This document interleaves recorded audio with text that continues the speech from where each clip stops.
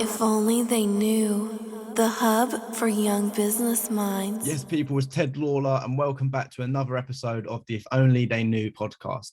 Today, we're joined by Mark Wong, founder of non-alcohol beer brand IMPOSSIBREW, and he speaks about his recent appearance on the Dragon's Den, how to defy odds, and much more. So if you're looking to make the impossible possible, this is the podcast for you. Hi, so I'm Mark, the founder of IMPOSSIBREW, and we make mood-enhancing alcohol alternatives. And what that is we're trying to bridge that gap between alcoholic beers and non-alcoholic beers, giving you that 1 or 2 pint feeling without the hangovers. And that's an important point. Most of my audience are young people, so I'm sure we're all used to having one too many and having that that dreadful hangover the next morning. So this is a product that I think we all can vouch for. But let's get into your story then, because am I right in saying, obviously recent news on Dragon's Den, we'll get into that later on, but am I right in saying you came to the UK when you was 13, was it? Yeah, that's right. Mm-hmm. Yeah, and how was that? Because I know, obviously, I grew up in South London. I was around so many different cultures, races, and I really got the feeling that the ones that were from sort of the real minority, they always had this sort of thing inside them that they were determined to be something special because they just felt different naturally because they was the only minority in the classroom or something like that. So did you feel that desire to be just different in general? So I mean, just a little bit of background. So for me, because I came over to the UK alone with my brother, Wow. just the two of us when we're 13 to study, and I mean, it was pretty difficult because we couldn't really speak any English at that point. So that was quite funny. And yeah, I mean, we were pretty sort of different enough, but there wasn't too much a desire to be different. It's almost like the other way around for me. It was the desire to fit in, to be the same as everyone else. And yeah, so that sort of pretty much drove a lot of the decision making I make it early on. Yeah. Yeah. Did you ever experience any sort of negative side effects of standing out? Because in my school, like I said, there was lots of different cultures. There was quite a bit of bullying, but because we was all so used to mixing, it sort of flattened out quite early on. So did you experience any bullying or anything like that just because you were different?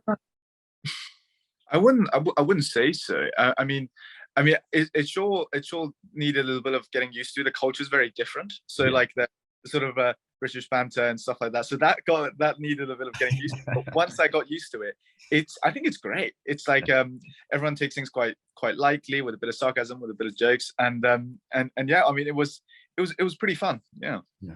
And like you said, you're in the alcohol world now, non-alcohol world. How did sort of understanding and having a passion for alcohol come sort of as a way to fit in? Because obviously, like you said, the UK culture is very different, the lad culture almost of going out drinking, partying. Hopefully no one was doing that at 13, 14, but as you got older, was that sort of a way for you to fit into the culture as well, understanding the alcohol scene? Yeah, no, absolutely. I mean, I used to say, I studied alcohol just for the sort of academic passion for it. But I mean, really, when I look back at it, it was just, if you know how to make a cocktail, if you know how to brew a beer. I used to brew a beer at school, and if you know how to do those things, you get invited to parties. And when you're like 16, 17, that's probably the most important thing. More important than the studies, anything at all, is invited to parties. So yeah, that pretty much really drove me to learn more about it, because the more I knew, the less other people sort of know about it, the more I can, I guess, show off about it at that point. Yeah. That's it. Yeah. But why did you? So obviously that's why you sort of got involved in it. What was your intentions then? Because you studied it like really professionally, didn't you? Like you done, what was it? Is it called a French wine scholar? Yeah, it's a French wine scholar, and the other one was a WSET, which is a sort of industry recognized wine and spirit educational, I guess, degree that goes with that. Mm-hmm. Yeah. So why what was you sort of thinking, like, doing that? What did you want to be? Like, did you sort of say, okay, I can become an entrepreneur in the alcohol space, or what was sort of your intention going into that studying? Mm-hmm. I mean, having Asian parents, you never really think about being an entrepreneur. Yeah. And for me then, it was just, you know, in my spare time, I like to learn about it. And the more I learned about it, the more I began to appreciate the sort of complexities in flavor, the way these beverages are made. I mean, it's pretty fascinating for me. And then from there, it was just a sort of, I wanted to work in the industry. It was you know, I wanted to, as it was something I liked, I wanted to merge my vocation with my vacation. And the idea of, you know, having a drink while you work and you can do that and call it work just sounded banging to me. How important is that then for you? And do you think, how important should it be for everyone else listening to follow that passion, whatever that passion is, to sort of tap into that? Because I feel like no matter, I always get laughed at. I don't know why I bring this up all the time, but like, even if you like Lego, you can make money from playing with Lego. You make Lego videos online and you can do all different things. So no matter what it is, there's always a way to turn that passion into a living. So how important is it for everyone listening and yourself to sort of tap into their passion, to enjoy what they do? I mean, for me, I think it's really important. I mean, I'm still very early in this journey. I can't really sort of, I don't really have, I guess, advice to say per se to give in there, but at least just from my own personal experience, it's been really rewarding. I mean, the passion that I have for it, that led me through a lot of the lows. I think if I was just in it for the money, I wouldn't do it. Like in some of those lows, you just think I might as well sack it all off and then get some other job instead. And if it wasn't for that passion, I don't think I would have been able to go through it. And I can only imagine there'll be more of those highs and lows in the future. So the way that I see it, I think having that passion will really help with that resilience. Let's talk about the highs and lows then, because I think that's such an important point.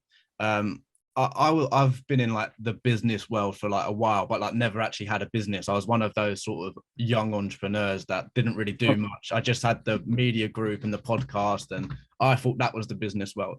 And it's only recently I founded the Manifestation Journal, and that was a real business, and that was a complete shock to sort of what I predicted in the business world. And there has been so many highs and lows. So for you, what were some of those highs and what were some of those lows? I know you're only early on in the journey, but can you like sort of talk about those highs and lows? Oh yeah, I think you know, even a year or two in, there's a lot of highs and lows. I mean, as I've heard, I can't remember who said it. You know, it is very true that the highs are higher and the lows are lower. And of course the highs are great. You know, you get your first sale, your first repeat customer, your first listing, and say going on Giant's Den, getting an award or like stuff like that. Those are great because you feel like, you know, hours and hours of work have finally paid off. But then the lows, those are pretty soul crushing. Like one of them, one of them was a really great story of how I just was really obsessed with the brand at the beginning. Just really obsessed. I just thought, you know, the product matters, but not as much as the brand. That was what I thought. And then I thought, you know what, I'm going to go for the best in the world. I'm just going to go for one of these best agencies in terms of brand design, and I'm just going to chuck like 90% of all our budget in there, and see if that happens. And unfortunately, it didn't work. We didn't even use any of the designs. No. And then you sort of just have to. I was just looking at it and realizing, nobody's going to come and save you. You know, no amount of money you sort of chuck at something, it's going to solve you this problem. And we didn't have much, bear in mind. So that was, we used everything we had to go for the agency. And it's a shame it didn't work, but then that taught me a really, really great lesson. I mean, at the time it felt pretty shit. But then afterwards, I guess it saved me a lot of money down the line to realize, you know, there are always ways to do it that are more cost effective.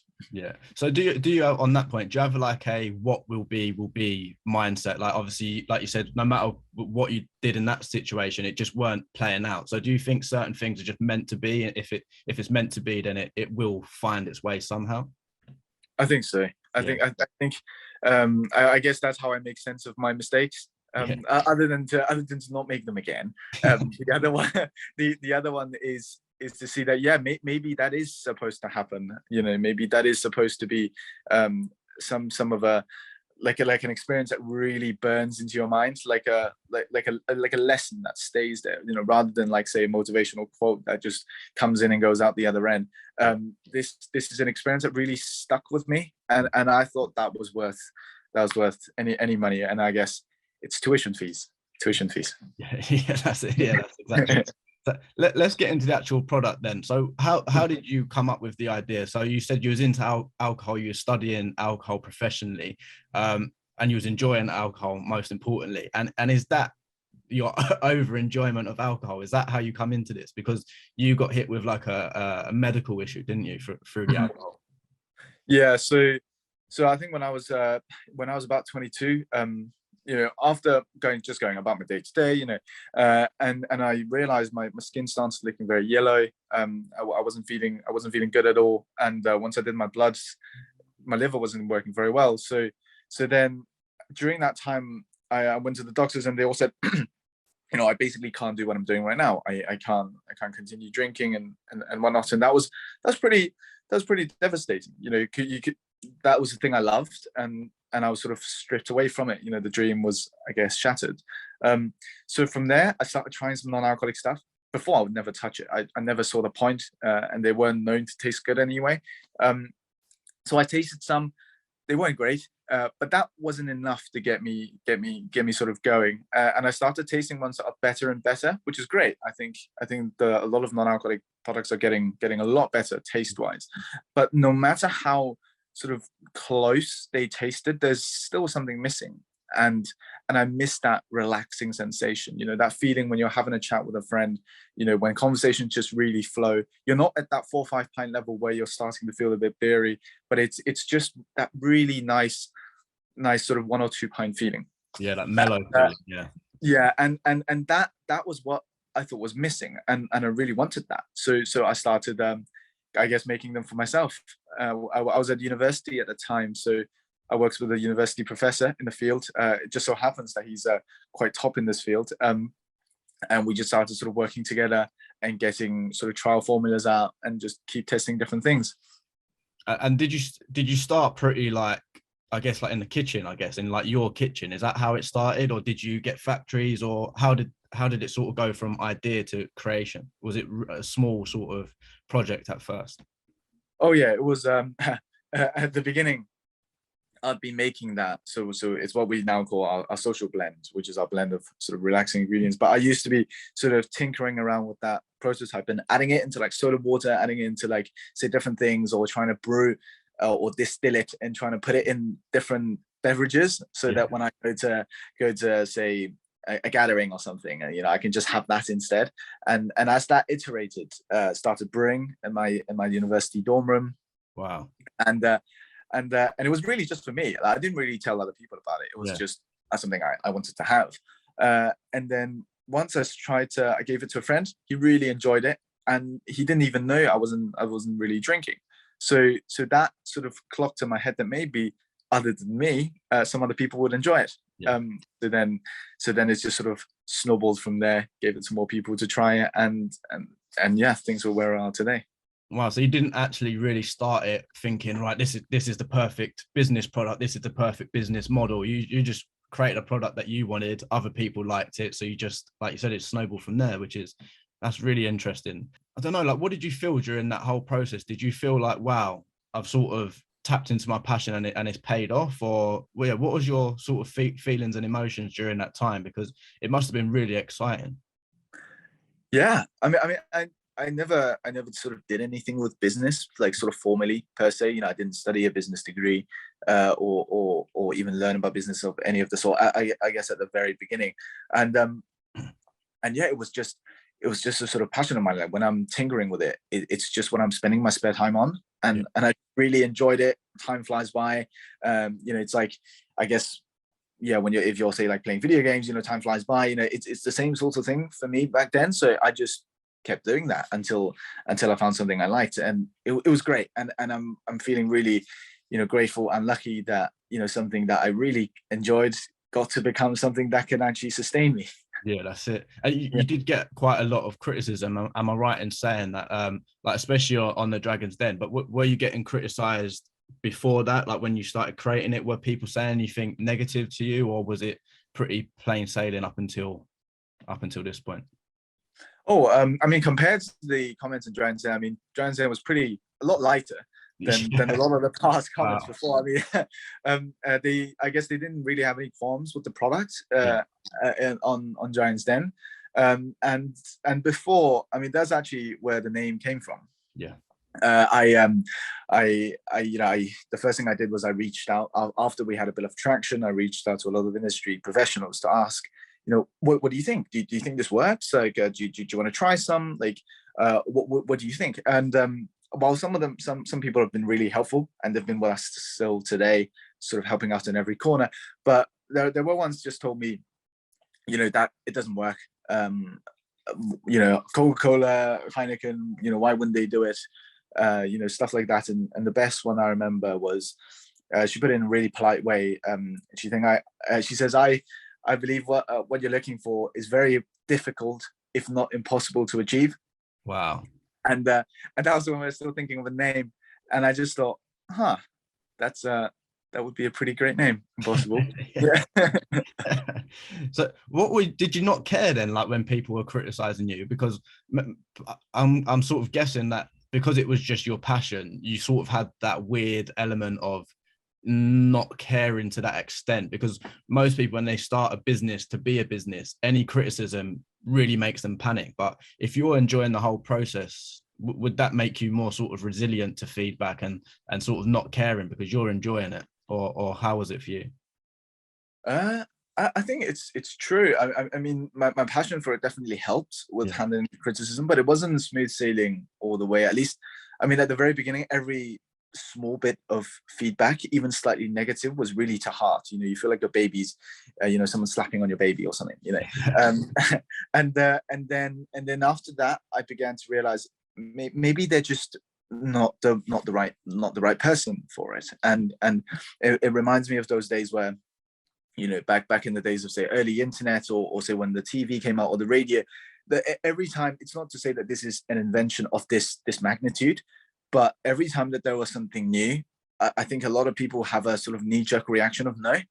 And I began to see that it's okay. It's like, maybe it's just not time yet. And that gave me a lot of solace that people change their minds. Like I guess we change clothes. So one day they'll understand. Yeah, that's it. I've been watching a lot of different clips recently, and the same message, what you said there, sort of pops up. Like, even though you may have the best product or the best idea or the best intention, sometimes it's like you said, like it's like seasons almost, isn't it? Like, you can't, no matter how hard and you do all the right steps to farm in winter, sometimes it just doesn't happen because the climate and everything else around you isn't right. So I guess you're a believer in that as well, isn't it? You may have the best thing, but it may not be the right time. And absolutely, and I mean, bear in mind, when I was having those conversations, that was back in sort of early 2020, and I think the landscape's changed a lot since then. And I bet, say, if I were to get back in touch with some of the people that said something else, maybe they will have a different opinion now. I mean, the last 2 years have been changing crazily. So yeah, it could just be not the right time. Yeah, that's it. Yeah, but and now, like you said, you got criticism back then, but now obviously, because of like your TV spot and everything else, you're starting to come in the limelight a lot more, and you're getting recognition now. One, does that feel good?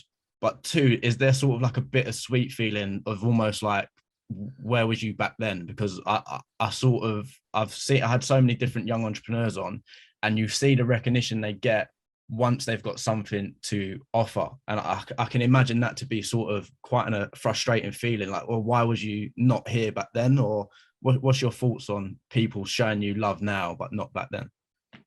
That was an interesting, I didn't really feel, say, I was happy, of course, but I didn't really feel too much like, say, I wanted to sort of stick it in their face or something.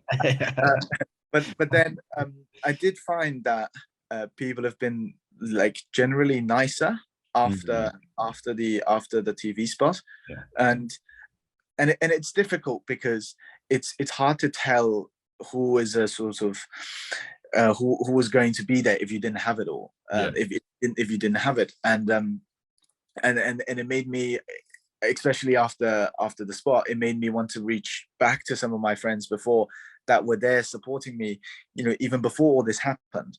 And that showed me that they were there all along. And there were some people that, I guess I got in touch with before, they would just blank me, not really come back, and then all of a sudden seeing the spot, they're like, oh yeah, I just missed your email a year and a half ago. And I'm sure they would probably have their reasons. They're probably busy, and I wouldn't blame them, because in their mind would be nobody's. They'd probably get 150 of us every day, so I don't blame them for that. And but yeah, I mean, it surely feels different now, but I think things will get better in the future. Yeah, definitely 100%. And like you said, you're on Dragon's Den. What were you feeling? Because like you said, you mentioned that they were complimenting the products. They loved it all, but it was just the price, wasn't it? They loved you even. But was it just the price that they weren't sure on? Because I'm sure Tuka said that if you came back with another product with another price, he would invest in you personally. Is that right? Yeah, I was really flattered about what he said. When I heard it in the den, I just thought, oh wow, if I didn't get invested in today, I'd be so happy just because of that comment. I mean, one of there are a few reasons. I mean, that was the main one, was the price, which we've since hit our target. I said on the den that we were going to hit that sort of 250 mark, and we filmed back in June. So yeah, we've since hit that mark, which is quite good, which puts us very competitive with other sort of craft breweries in terms of the price, but still higher than some alcohol-free beers. But other than that, some of them thought the competition is too fierce within the beer industry, and I do agree. It's pretty crowded. It's a fast growing category, especially low and beer. It's a fast growing category, and there are a lot of big players there with big budgets behind them. But I think their reason was, one of their reasons were that was why they weren't going to invest, was the sort of competitiveness. But I think having a product that I think is sufficiently different and solving a need that they aren't yet ready to solve, I think there's potential there that we can fight. And I guess it's the sort of David versus Goliath story. But we're trying to offer what people want in a way that they don't yet know how to get, and in a way that other big breweries aren't offering. So yeah, hopefully that could cut through the noise. Yeah, and I guess like to cut through that noise, it's also like the branding as well, isn't it? Like you yourself as a personal brand, but also the story of how you sort of went back into the heritage and looked at how like the ancients were using the herbs and stuff, and you sort of mixed it all together. So I guess branding plays a big part in that as well, I guess. Absolutely. I think people could customers are getting really savvy and really smart, and I think they could tell whether a story is authentic or not straight away, and if it's some I guess really generic made up stuff, that I think people could sort of sniff that straight away. And I think having an authentic experience, I do think helps in the marketplace for sure. And you were in the den. Most obviously the clip that we see is like 10-15 minutes long or something like that, but how long were you actually in there for? Because I've heard that you're in there for like an hour and a half to sometimes 3.5 hours. So how long were you in there for? Because you seem to sort of keep your cool despite everything going on. Yeah, I mean, we were in there for about definitely more than an hour, maybe about an hour to an hour and a half. It was pretty long. Yeah. And I think there were a lot more. So compared to what we see on TV, there are a lot more sort of metrics based questions. Yeah. Like a lot more sort of nitty gritty that I guess isn't really too TV suitable. Like just numbers and numbers. But yeah, I think it was really great in there, and I think the edit was really nice. It was quite concise, and it did sort of sum up what happened in a way that wasn't sort of totally different to what actually happened in there. So yeah, I mean, I have heard as well that some people go up to like 3 hours and whatnot. Or God, I can't imagine that. But That's a yeah, lot. yeah, that is a lot. Yeah. So going in there, did you have a dragon in mind, or was you sort of just open for any of them to invest, because they all offer different things? But did you have a dragon in mind that you thought this person would be perfect for my business? To be honest, I didn't really have one. I mean, if I thought a lot of them could bring value in different ways. Yeah. But one of them, I guess Stephen would fit quite well. Yeah. Having that sort of social media expertise, as we're mostly D2C at the moment, where we're quite digital focused, which is slightly unusual within the sort of beer space. We're quite digital focused, and so having the expertise of Stephen on board would be fantastic. Yeah. But then other than that, I think I knew full well that we were quite early. We're very early at that stage. We weren't even like 6 months trading when we went into the 10, and it was really lucky because we actually got a random email from the BBC and they invited us to go on. Oh, okay, right. So you didn't actually apply yourself?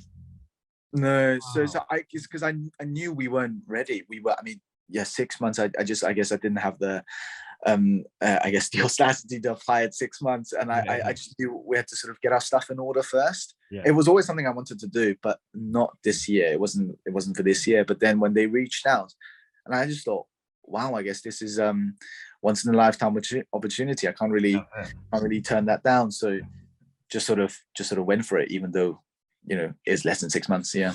Yeah. So how do you get into that position then, where people like that are reaching you? Like, was that a factor of your personal brand, or what was it, do you think, that sort of got you into that position? Because that is such a great position to be in, isn't it, for them to reach out to you? Oh, it's my irresistible charisma for sure. Yeah.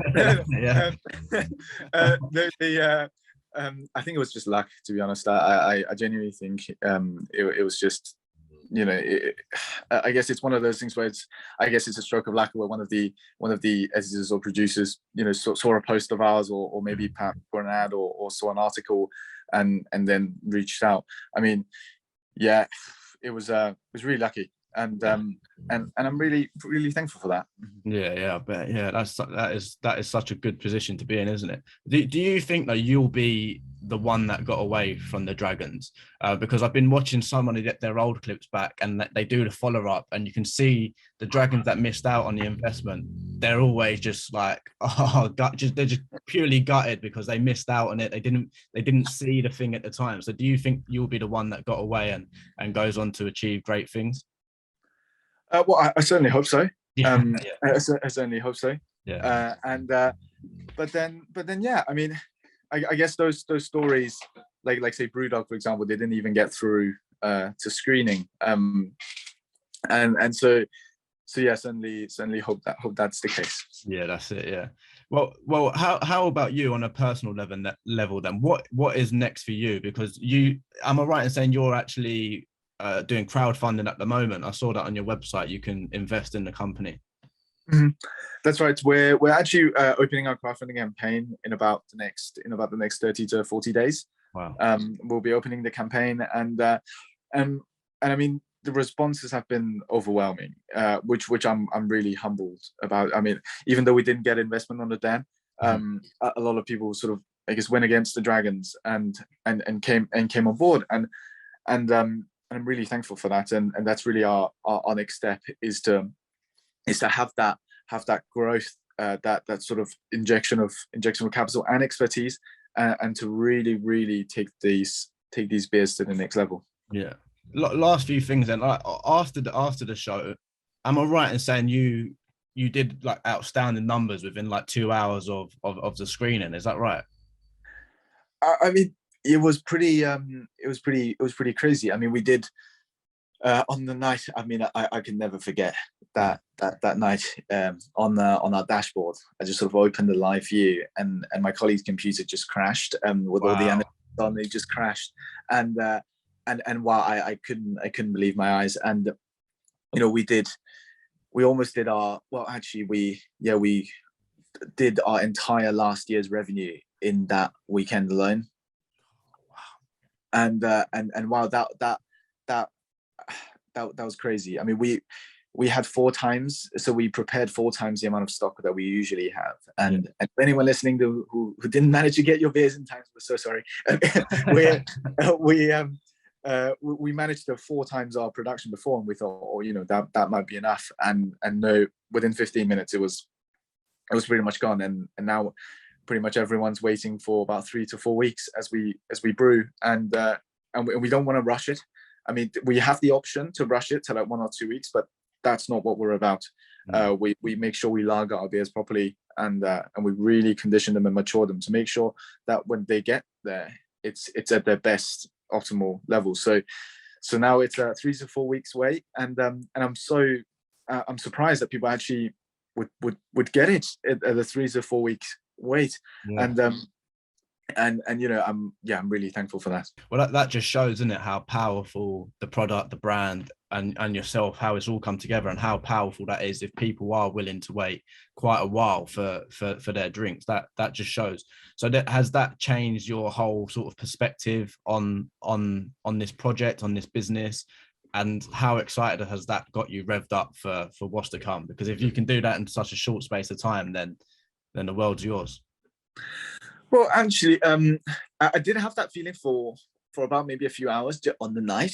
But then that sort of quickly passed, and I reminded myself, you know, it's really business as usual. We're still chipping away, trying to iterate our beers, improve our beers, and really have that sort of top quality customer experience that we go for. So it's really, I guess it's exactly the same. It's just that now we have more people that can enjoy our product, and so like we've made a commitment to ourselves to do things the same way. You know, really keep our personal touch, no matter what level, how many customers that we're serving.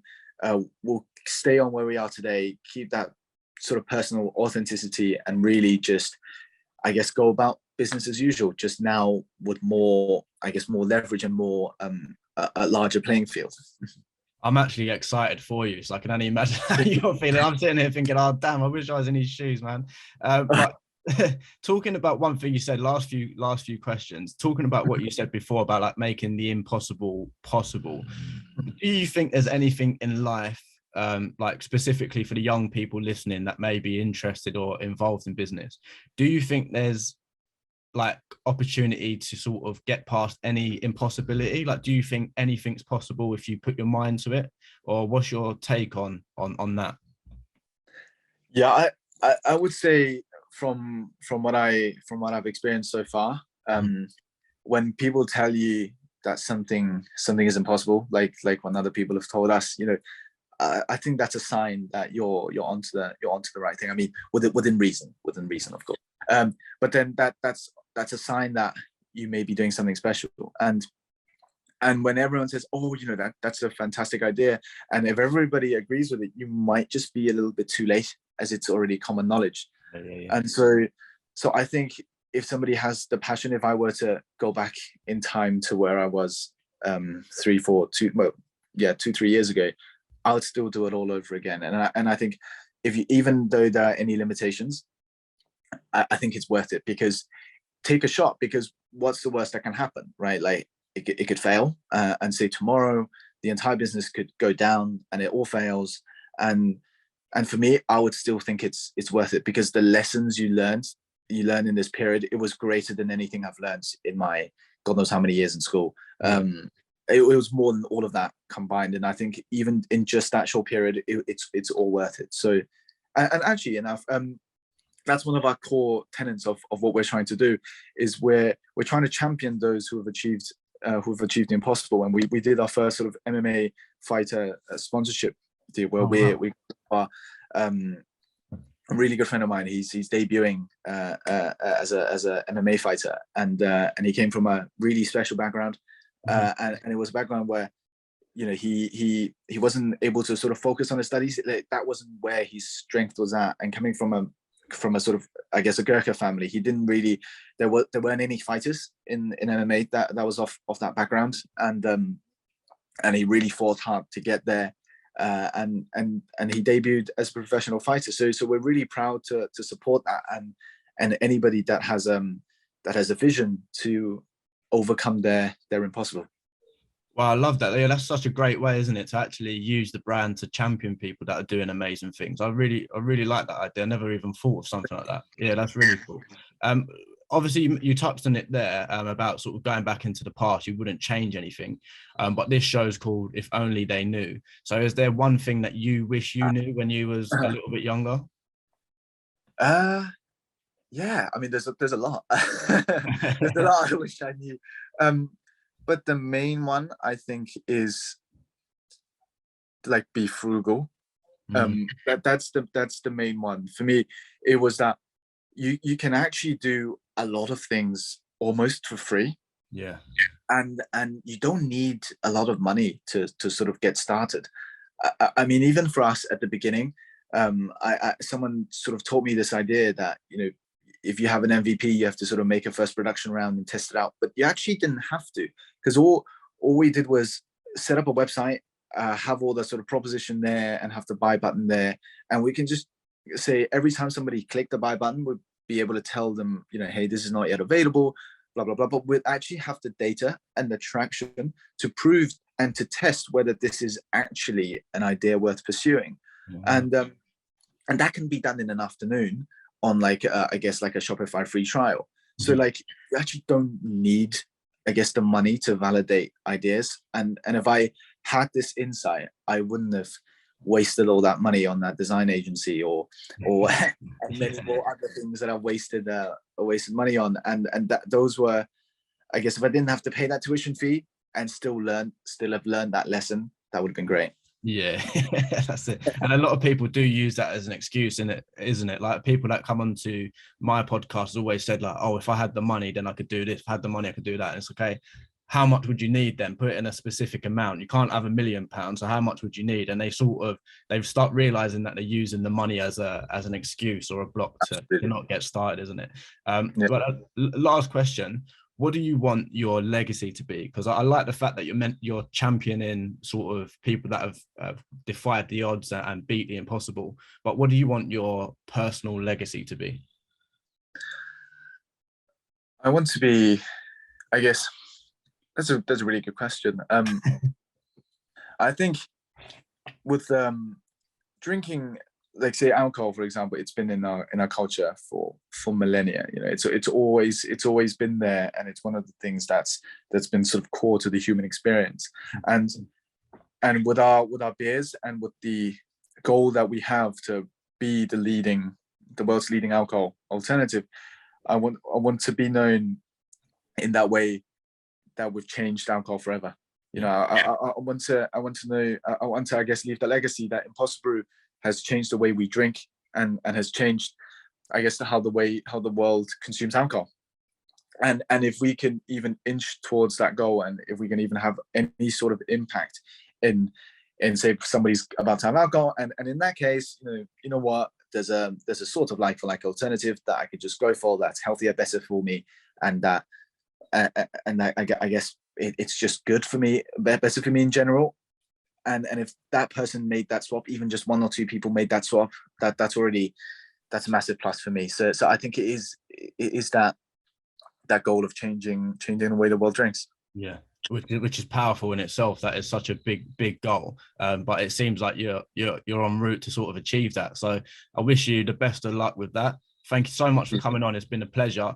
The floor is now yours. No, that's okay. The floor is now yours. If you've got anything you'd like to say to everyone listening, or you just want to let them know where they can find out more about yourself and your brand, please let them know now. Yeah. So always feel free to get in touch. And if you come through our email, we've got a team and we'll be able to come and get back to you of any questions you'll have. And the best way to find us will be from our website, www.impossibrew, impossibrew.co.uk. And you can pretty much, if you want to say find our beers, the easiest way to get that will be either through our website, or you can get them on Amazon or some select stockists around. So yeah, give it a try. And if you've tasted our beers, let me know what you think.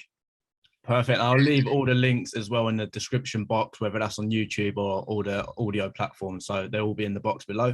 Thank you so much. It's been an absolute pleasure. Likewise. Cheers. Absolutely.